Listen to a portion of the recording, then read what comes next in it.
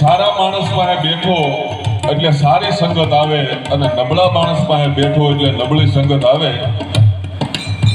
દાદાએ કથામાં જ કીધું, ભગવાન ભોળોનાથ એને એકવાર જ રુદન આવ્યું કે રાવણનો જ્યારે વધ થયો ત્યારે ભગવાન ભોળાનાથની આંખમાં આહુડા આવ્યા હોય.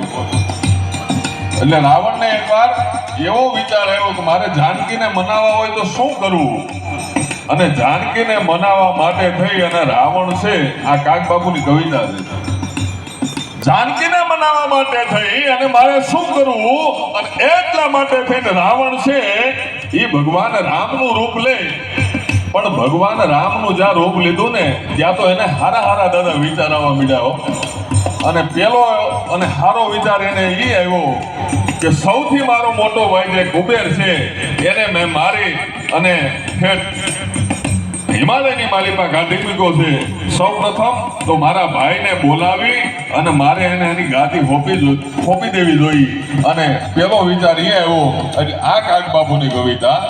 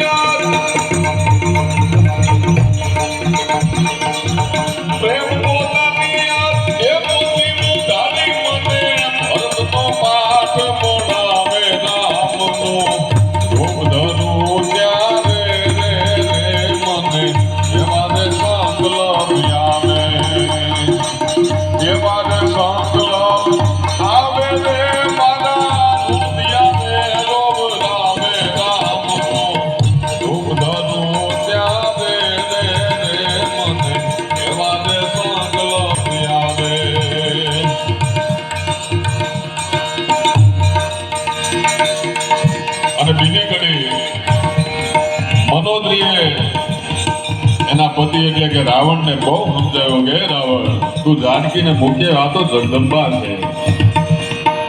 એટલે બીજી કડીની માલિપા કાગબાપુ લખે છે,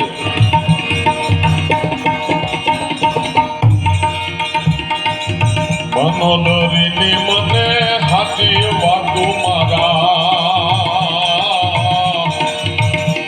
માતા પદ ગાવે.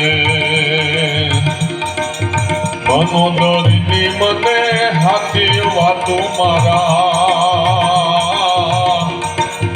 તન માતા પદ ગાવે.